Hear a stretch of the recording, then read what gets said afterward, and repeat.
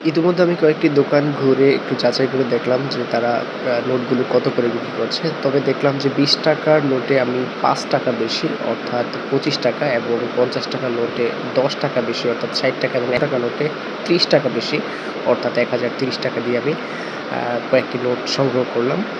এবং যেটা দেখলাম যে এই মুহূর্তে চাহিদা মোটামুটি ভালো আছে। কিন্তু তারা বলছিলেন যে কিছুদিন আগেও প্রতি নোট প্রতি এর দাম দ্বিগুণ ছিল। সো টাকা সংগ্রহ করে চলে আসলাম। দেখলাম যে এই মুহূর্তে মানুষের মধ্যে কিছু প্রতিক্রিয়া রয়েছে ৳২০ র নোট নিয়ে। আশা করি ৳২০ নোট নিয়ে কেন প্রতিক্রিয়া সেটা আপনি ইতিমধ্যে বুঝতে পেরেছেন। তবে খুব শীঘ্রই অন্যান্য টাকাগুলো বাজারে আসবে এবং বর্তমান প্রচলিত ৩ টি নোট ২০, ৫০ এবং ১,০০০ এগুলো পর্যায়ক্রমে মানুষের হাতে সহজলভ্য হবে বলে আশা করা যাচ্ছে খুব শীঘ্রই। So thank you so much. আ এই মুহূর্তে আর বেশি কিছু দেখাচ্ছি না। জাস্ট টাকার ছবিটি বারবার যদি দেখাচ্ছি।